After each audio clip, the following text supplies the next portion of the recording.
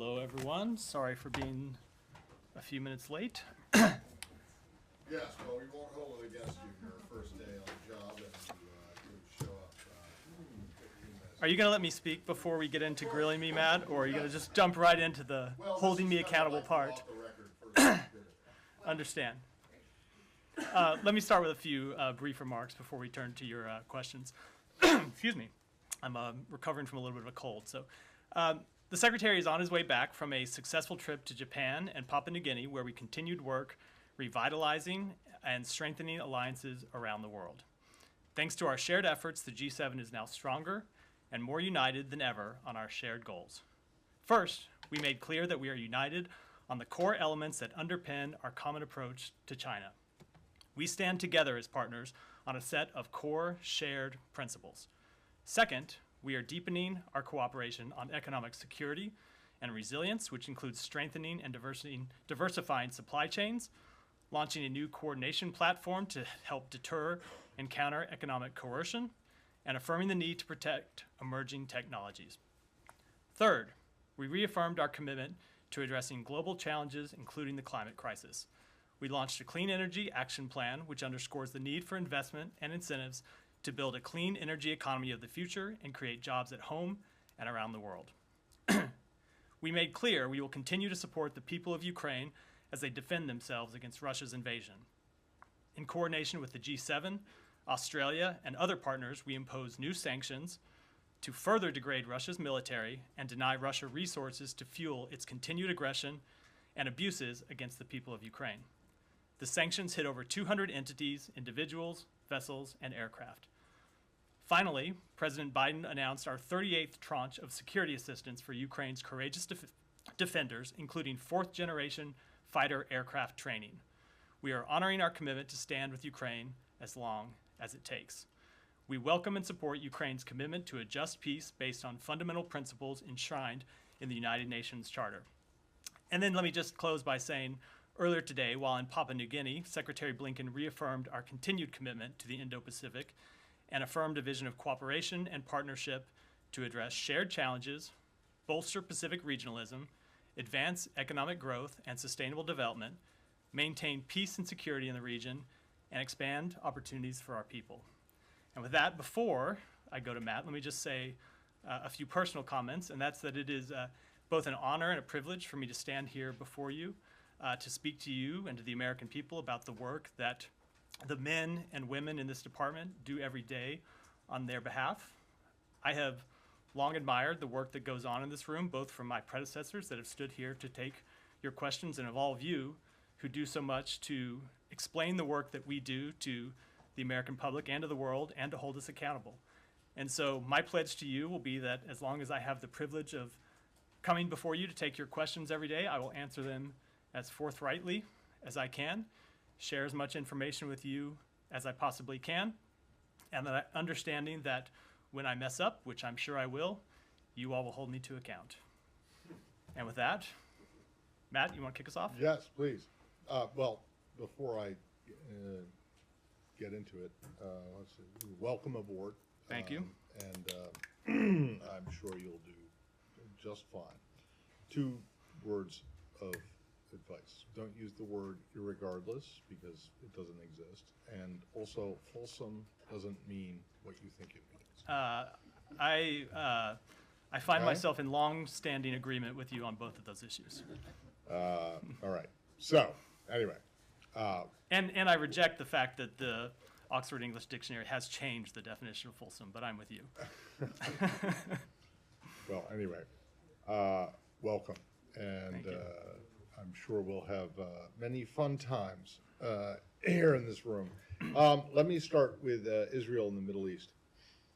You put out a statement last night, or at least it was put out under your name, which was not particularly enthusiastic. Well, let's say it wasn't enthusiastic at all. It was actually highly critical of Israel's decision on the Homesh settlement or outpost, as it were. I'm wondering, one, have you heard anything in response from the Israelis to your criticism? Two, does your criticism still stand, whether you have heard anything or not? And then secondly, the second paragraph of your statement referred to the letters that had been exchanged between former Israeli Prime Minister Sharon and former U.S. President George Bush, W. Bush. And you seem to be complaining, and this is the second time this has happened, not the first time under your name, but the second time it's happened, that you guys have complained about this. And yet, it was in fact the Obama administration that said, when it was in office, that it no longer recognized or no longer felt bound by the assurances that were given by both sides in these. So why do you expect the Israelis to uphold this when you guys haven't for 12 years? So let me start by restating what we said in the statement before I get to your questions, and that is that we are deeply troubled by the Israeli government's recent order that allowed citizens to establish a permanent presence in the Homesh outpost in the northern West Bank, which according to Israeli law was illegally built on private Palestinian land. As you referred to, Matt, as our statement said last night, this order is inconsistent with both former Prime Minister Sharon's written commitment to the Bush administration in 2004 and, significantly, the current Israeli government's commitments to the Biden administration.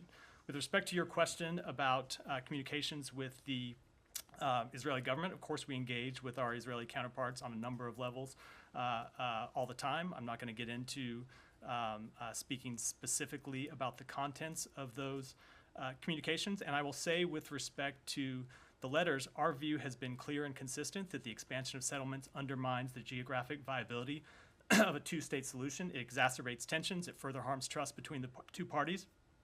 And that is consistent with the views of previous administrations, both Democratic and Republican, including the views expressed in that exchange of letters. But, you know, I don't care who the letters were exchanged between. They could have been between Golda Meir and, you know, Lyndon Johnson.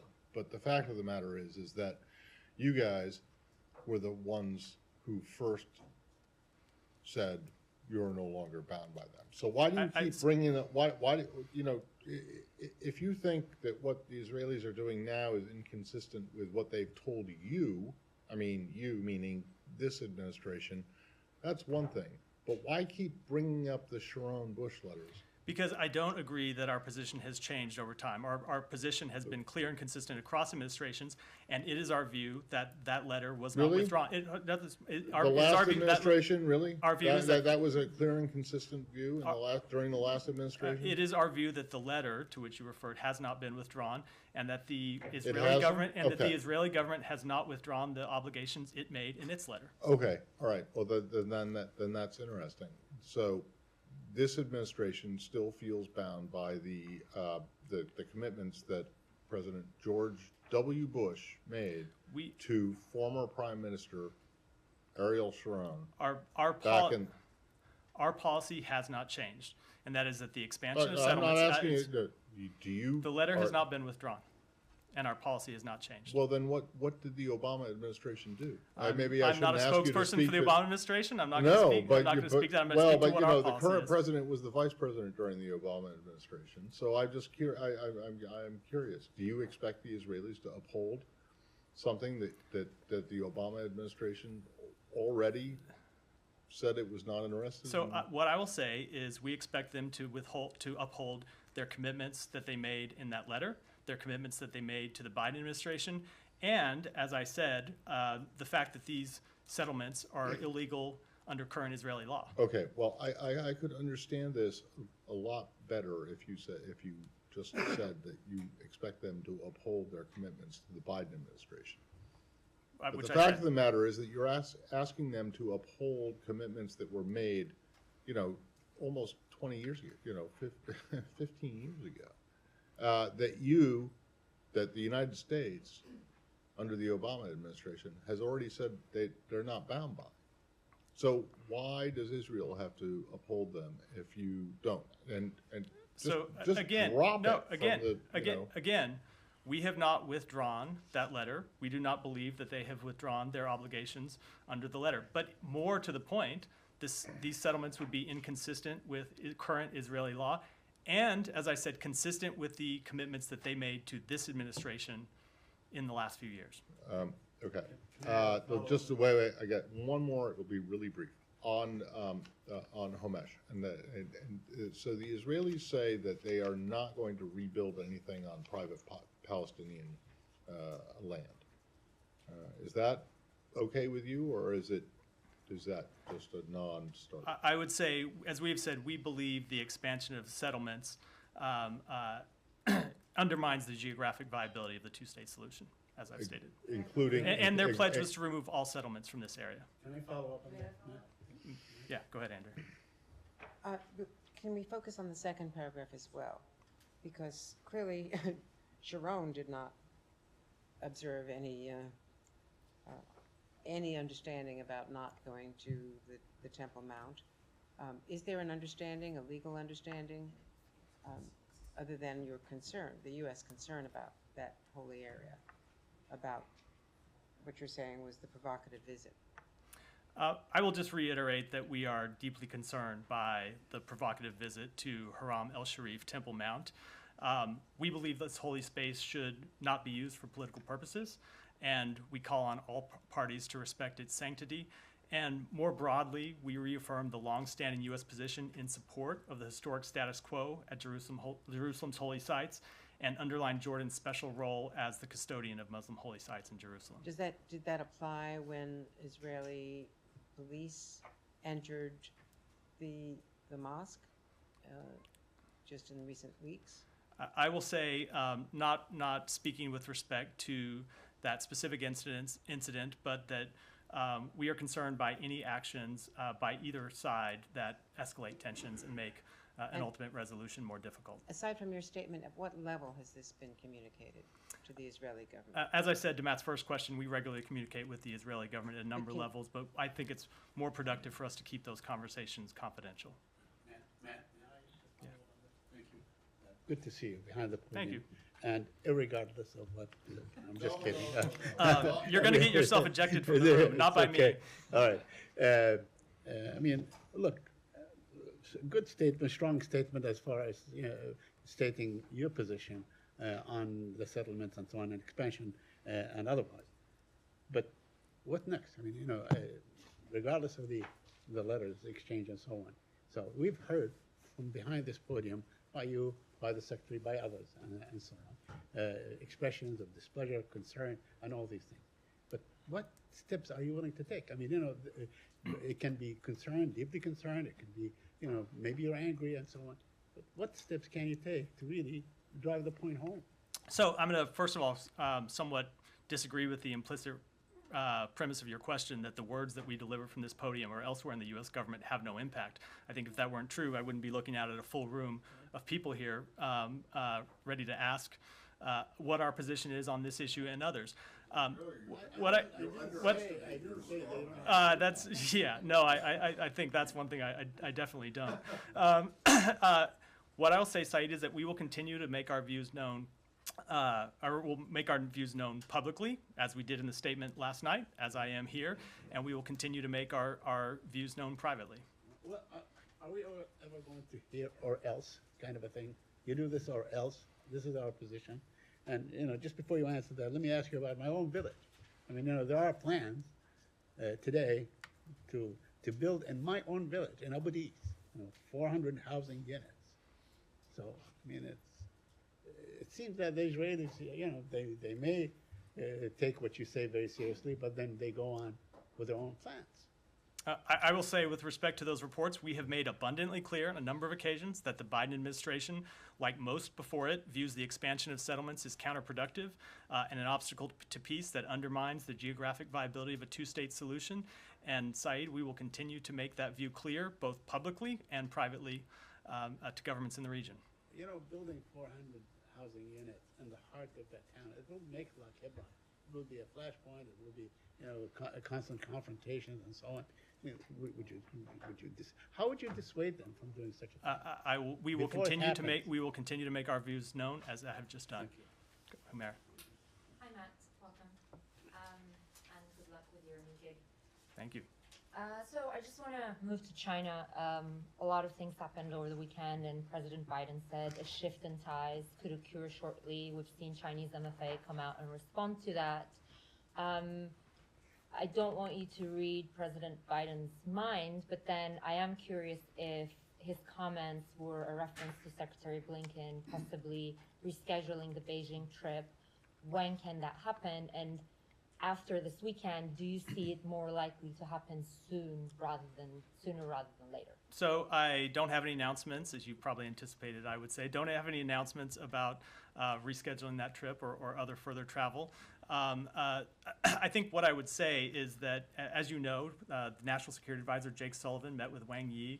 I think it was week before last now, and this was one of the things that they discussed, the way in which the U.S. government will continue to engage with China. We've made clear that we think it's important that we engage with China about issues of shared concern and about issues where we have concerns about actions by the PRC. So we continue to work through with our colleagues at the White House and with our colleagues at other agencies in the U.S. government the timing of any engagements with China, who would be responsible for those engagements, where they would occur, when they would happen. But I don't, as I said, to start have any announcements to make today. So your answer actually kind of answers my second question, because we also know that other officials might be traveling too. There's talk of Secretary Yellen, Kerry, Raimondo. You said that there are talks across the government. So would you still say it's more likely for Secretary Blinken to go first, or it might be another high-level, cabinet-level official going? I wouldn't want to speculate at all about the timing or sequencing of events. Secretary Blinken has made clear that he looks forward to rescheduling that visit when conditions allow, but I don't have any announcements to make about when it'll happen. And I have something specific on the Marshall Islands. So I just want you guys to clarify when you expect to finalize the new COFA agreement with the Marshall Islands, because Zhou Yun was just there for 3 days. You guys have been negotiating this for more than a year, and he told Reuters on Saturday that he hoped to finalize a deal within the coming weeks. But then Secretary Blinken told the Pacific Islands Forum today, U.S. is looking forward to entering negotiations with the Marshall Islands. Did he misspeak, or can you explain what? No, we continue to work on that matter. It's a high priority for us, but I don't have any further details to offer about when such negotiations could be concluded. Do you think the fact that it wasn't signed on this one was some sort of a setback, or? No, not at all. It's a priority for us. As you know, we finalized other similar agreements in the region. We're continuing to work to this one and look to finalize it in short order. Can I change the topic? Sure. Actually, before we do anything else on China, before we, yeah. Thank you. Welcome to the podium. Thank you. On Well, she started in China, so some forbearance, Matt. Is the State Department considering whether to lift sanctions on Chinese Minister of National Defense Li Shangfu? No, we are not. I'll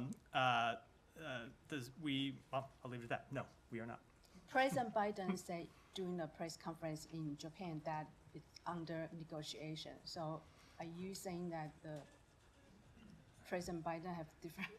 Very much not so. He also made clear that we are not planning to lift any sanctions on him or on China more broadly. But is the U.S. entertaining the idea of whether or not to lift sanctions for negotiation purpose? No. Before anything else on China, and then I'll come back. I'll come to you as soon as Taiwan. Go ahead. Yeah. APS News. So there was a Taiwan Science and Technology Cooperation Dialogue today, earlier, and I'm wondering if you could speak a little bit about how this fits within the wider framework of keeping Taiwan included in the Asia-Pacific body of commerce and development, and beyond that, within the global commerce and development area. Let me take that one back and get you an answer. Okay, thank you. Yeah, go ahead. The podium, Nadia Bilbesi of Al Arabiya. Iran just announced the appointment of a new ambassador to Saudi Arabia, Rida Anayati.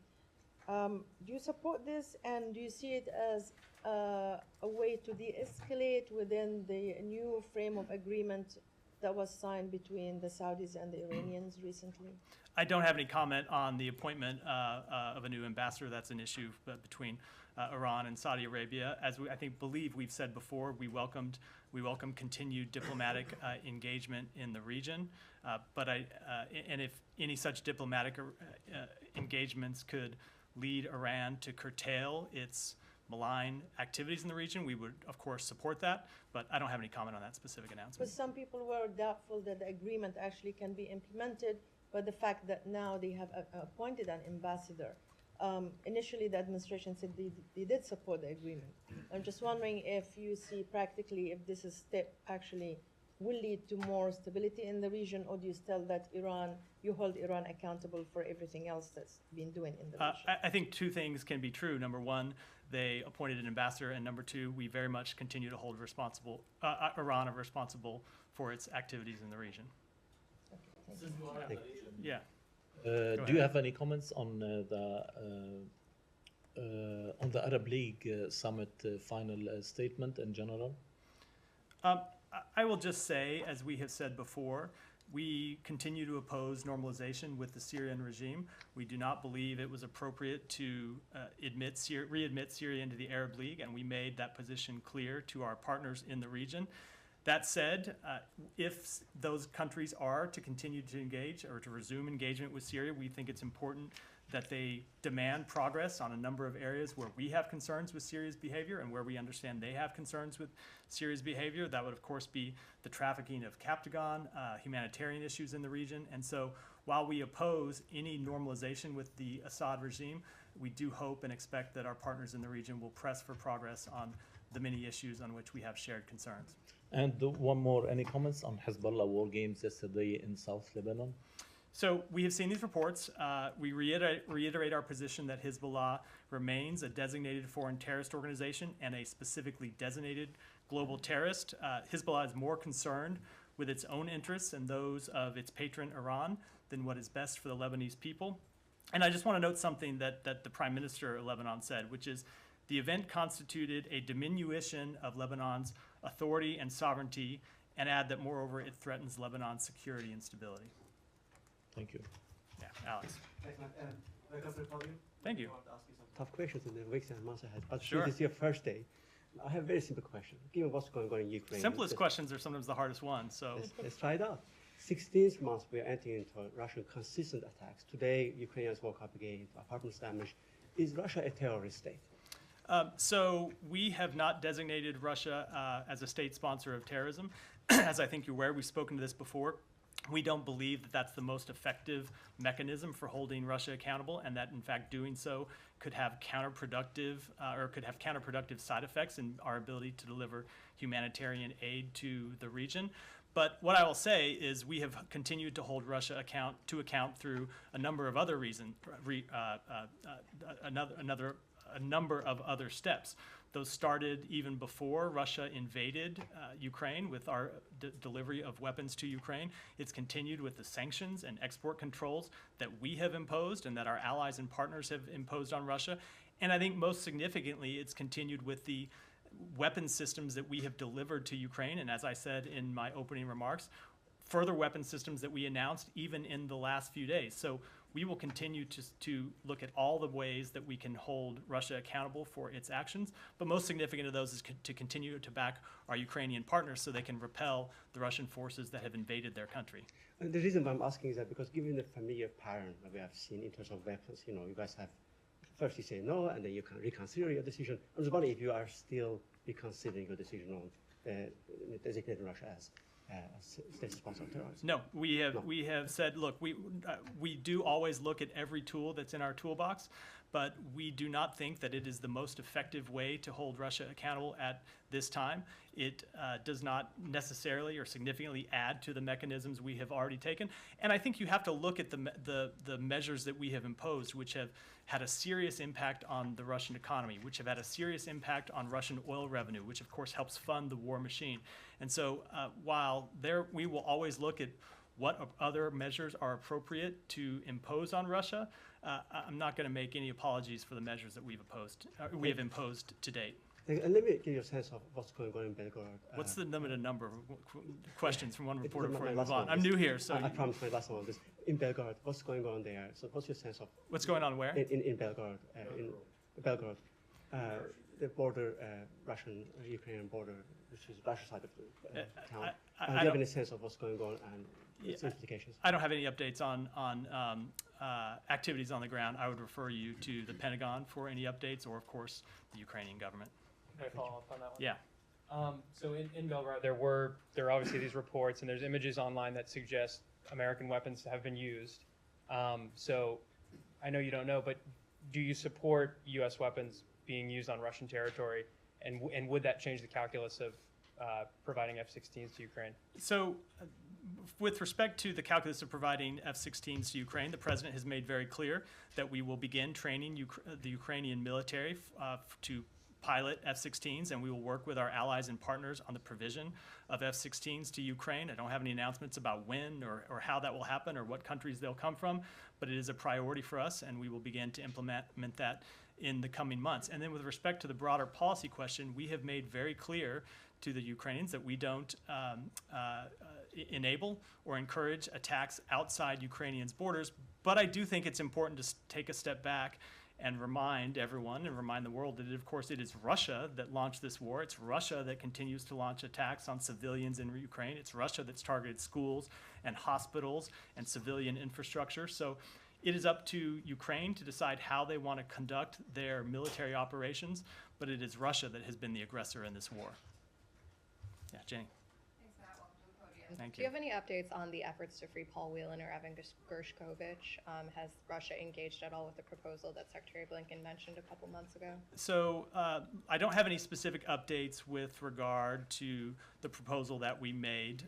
As you know, as we've spoken to before, we oftentimes have found that it is not conducive to our efforts to return wrongful detainees home to speak about the details of those efforts. So we tend to for the most part, keep them confidential. I will say that I did see Paul Whelan's comments in the interview that was released over the weekend, and I can assure him and I can assure his family member that we have no higher priority than returning him safely home to the United States. And the Secretary continues to work on it. Other people in this building, other people throughout our government continue to engage on it. And the same holds true for Evan Gershkovich. As we announced on Friday, the Russians again denied a consular visit for Evan. It was the second time that they've refused to fulfill their obligations. We will continue to press them to fulfill those obligations as they are supposed to do under consular conventions. And at the same time, we will continue to work to return both Evan and Paul to the United States. What sort of engagements have you had with the Russians on that front? Are there plans to summon Antonov, for example, over the fact that they keep denying consular access to Evan? You know, Secretary Blinken had a call with Sergei Lavrov some time ago that we made known publicly, and beyond that, for the reasons I outlined a minute ago, we'll keep the communications confidential. Will he call again? I don't have any announcements to make, and for the most part, as I've said, usually we found that it's counterproductive in such a delicate situation as returning wrongfully detained Americans home to make public all of the work that we're doing to secure their release. Yeah, go ahead. Moving on to Sudan. And do you have any update, and do you have any reason to believe that the parties will uphold this ceasefire, which is supposed to enter into force very shortly, or in a few hours? Yeah, in a few hours. Do you have any reason to believe that the parties will uphold this ceasefire, since they haven't upheld any other ceasefire? And could you tell us a little bit more on this monitoring mechanism, and who exactly is going to be monitoring, and if that has been set up definitively ahead of this ceasefire, which is supposed to come into force? Let me make a few comments about this in response to your question.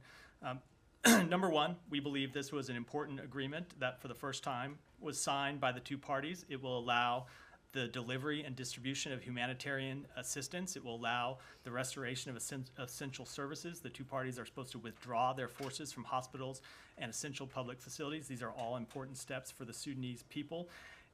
And I will say, in response to your question, your first question about prospects for it, one of the things that is included in this ceasefire agreement that we think is important is this international monitoring mechanism. And I'm not going to get into all of the details of that, other than to say that from our part, Ambassador Godfrey will remain in Jeddah and lead the U.S. delegation that's in charge with monitoring and implementing this agreement. Okay, and that mechanism has been set up already, or, I mean, it's set up, we know who's in it? Ambassador Godfrey will lead the U.S. For the U.S. For the on the U.S. other sides. I don't have any further details to make public at this time. Other than Ambassador Godfrey leading, I don't have any other specifics. Yeah. Go ahead. Welcome to the podium. Thank you. Thanks. Late last week, there were some reports that the Wagner Group has been trying to procure weapons for its fighters in Ukraine by sourcing them from African countries, specifically Mali, and those would be going to their fighters in Ukraine. Do you have any confirmation of that or any sort of additional details? Yeah, what I'll say is we do believe that Wagner is trying to obscure its efforts to acquire military equipment for use in Ukraine, including by working through third-party countries where it has a foothold.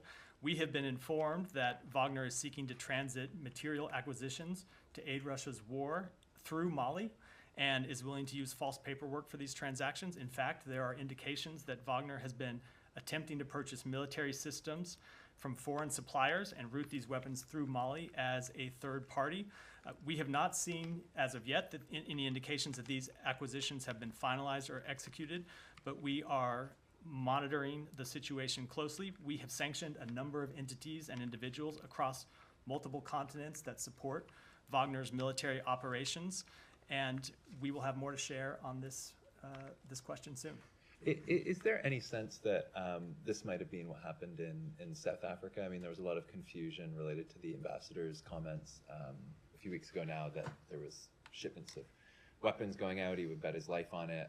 The South African government obviously objected to that characterization, and there was some confusion as to where I think all of that ended up, and the South African government is looking into it. Is there a sense that it might not have been South Africa that was shipping weapons, but that possibly a third-party group like Wagner or another mercenary group was trying to use that port or ship weapons out that were not an official sort of South African weapons shipment?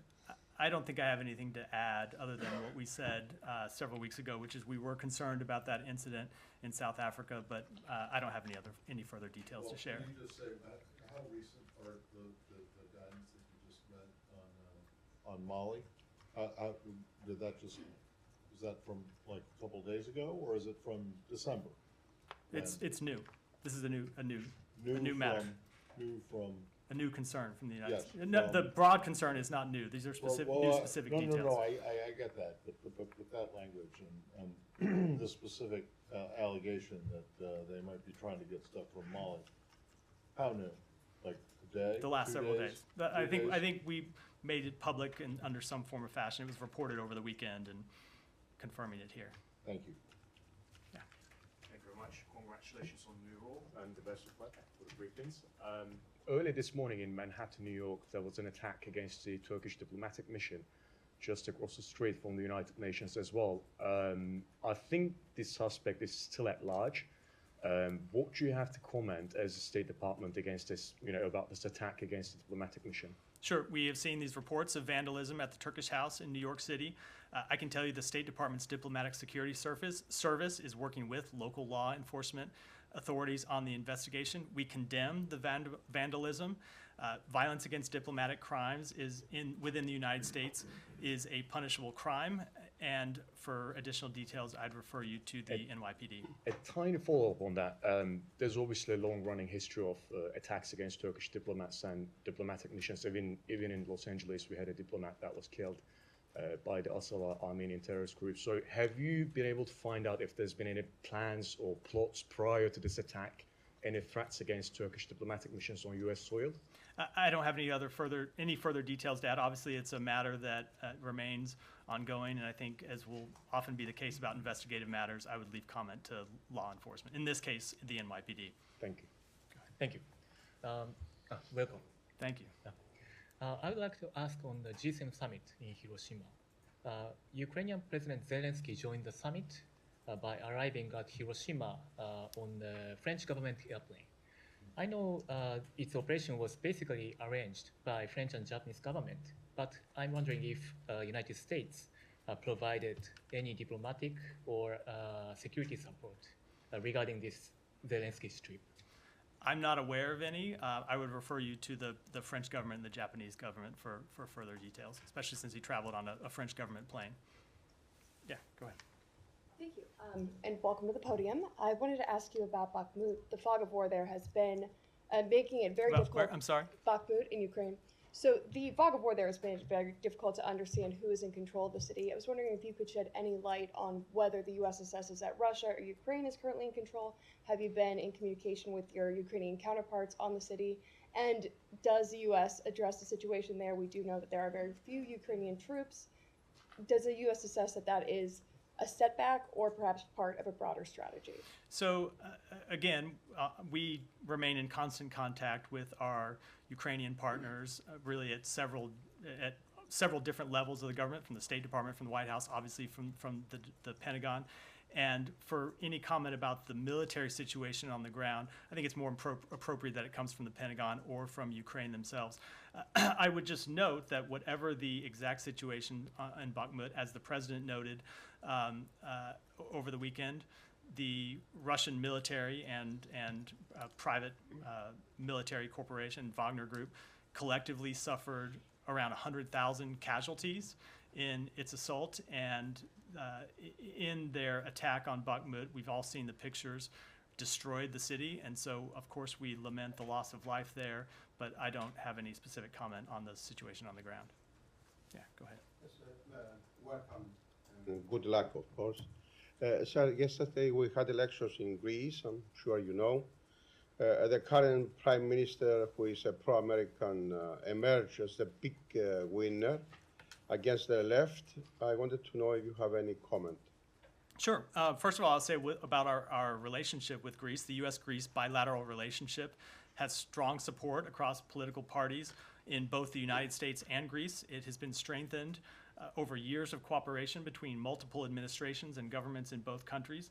We congratulate the people of Greece on exercising their democratic right to vote in the birthplace of democracy, and for our part, we look forward to continuing to deepen our partnership with Greece and work with any government that's chosen by the Greek people. Thank you. Yeah. Thank you. First and foremost, welcome to the podium. It's a tough. You all have to stop saying that. It's well, it's a tough room, but I'm sure you will enjoy this experience.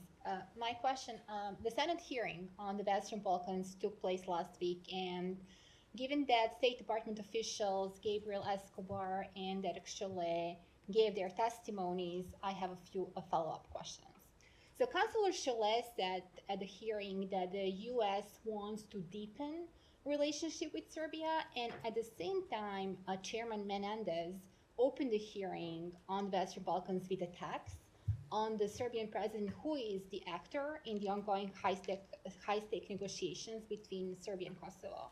My question, do you find this approach constructive and aligned to the U.S. diplomatic effort and what Secretary Blinken is trying to achieve between Serbia and Kosovo? That's my first question. And the second question, Chollet said that Western Balkan is a top priority for Secretary Blinken and the Biden administration. He said, quote, "For so many of us, this is personal." What does this personal mean exactly, if you can unpack this a little bit for us? Let me take that question back and get you a more complete answer, given that you asked about what Councilor Chollet meant and other matters. I'll take that question back and get you a complete answer. And the first question about the attack on the president in the middle of the negotiation while the U.S. is saying I'll take that back as well. Okay, thank you. Yes. Let me get, you've had 4 or 5, I'm not sure. I'll come back to you, yeah. Yeah, go ahead. There was a G7 summit was going on in Japan at Hiroshima on the 19th. And on the other side, there was a summit meeting with 5 Central Asian countries led by China, which began on the 18th at the Xi'an, it's West China. How does the United States view Chinese independent diplomacy? How does the United States view? The United States view Chinese independent diplomacy. Independent diplomacy with respect to Ukraine? No, for in China at the Xi'an, Chinese they did a summit meeting on the 18th with Central Asian countries? Oh, sure.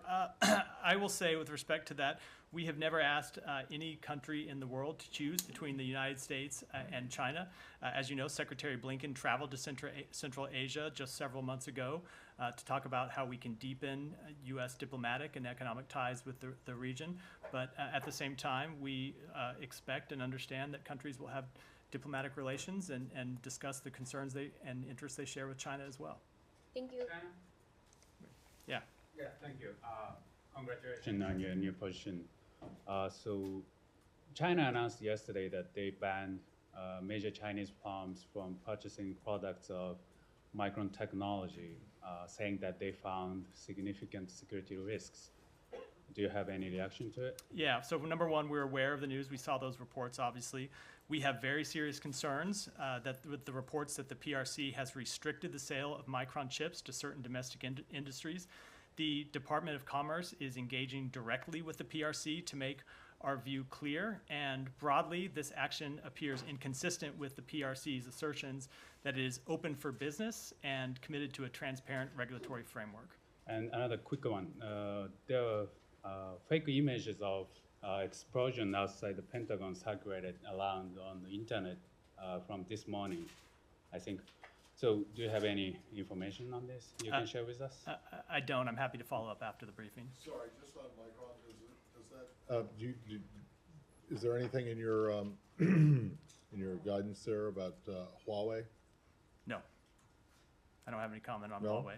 No, Okay, I think so, I think if our you concerns guys- about if you Huawei guys- are well known. If you guys ban or seek to ban a Chinese company from doing, from conducting business here or overseas, why shouldn't they be allowed to do the same thing?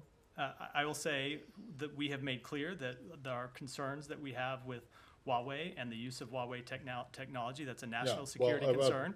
Yeah, well, but okay, but But- China's and- allowed to have national security concerns too, They aren't are, but as I said, they have Yeah, made but clear so they're they have just- made clear that they're open for business and said there would be a Well, transparent. you made clear that hold you're on. open for business They too. have said they would have a transparent regulatory framework, something I think we have here that does not exist in China.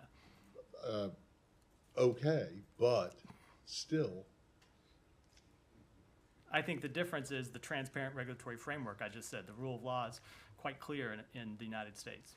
okay. Less but- so. But, well, I don't know. People are talking, there are states in the US that are banning TikTok, right? Not just from government phones, but from all kinds of phones. So, I think I'm. so, you may be on, solid ground as it relates to the federal government, but, and Huawei, but still, why can't the Chinese ban or stop? The Chinese government, the Chinese Or government. Why can't they? The Chinese government even can take. if they don't have a legitimate reason to, So why can't they? They can take every decision that they want to take, obviously, but we believe that it ought to be Okay, taken so through a what's the- transparent regulatory framework. Okay, They've so said then- that's what they're going to do. We don't Okay, believe they have in all this right, case. So what's the, all right, okay, so what are you gonna do about it? As I said, the Department of Commerce is engaging directly with the Chinese government. Alex. And then I think this will be the last question. I'll have to wrap up. No, wait, because I got one more.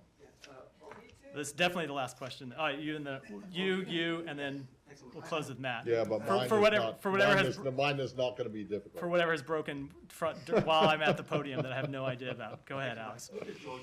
So a number of events happened since our last press conference. First of all, we found out that Lavrov's sanctioned daughter showed up in Georgia. Russian aircraft showed up in Tbilisi. Now, Georgian aircraft is poised to fly to Moscow.